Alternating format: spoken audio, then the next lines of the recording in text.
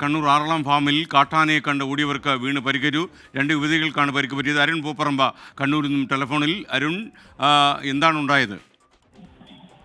SKN Aralam farm block 13-ലാണ് ഈ സംഭവം ഉണ്ടായത്. അവിടെ ഒരു പുഴയിൽ കുളിക്കാൻ വേണ്ടി പോയതാണ് ഈ 2 യുവതികൾ. അതിനിടെ കാട്ടാന ഈ പുഴയിലേക്ക് ഇറങ്ങി വന്നു. ഈ കാട്ടാനെ കണ്ടതോടെ പരിഭ്രാന്തിയിൽ ഓടി രക്ഷപ്പെടാനുള്ള ശ്രമത്തിനിടെയാണ് ഇവർ വീട് 2 പേർക്കും പരിക്കേറ്റത്.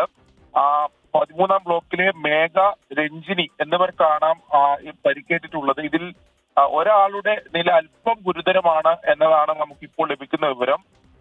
പേരാവൂർ താലൂക്ക് ആശുപത്രിയിലാണ് ആദ്യഘട്ടത്തിൽ ഇരുവരെയും പ്രവേശിപ്പിച്ചത്. പിന്നീട് ഒരാളെ ഇതിൽ കണ്ണൂരിലെ ആശുപത്രിയിലേക്ക്, അല്പം ഗുരുതരമായി പരിക്കേറ്റ ഒരാളെ കണ്ണൂരിലെ ആശുപത്രിയിലേക്ക് മാറ്റിയിട്ടുണ്ട് എന്നതാണ്. പക്ഷേ അങ്ങനെ ആശങ്കപ്പെടാനുള്ള സാഹചര്യമില്ല.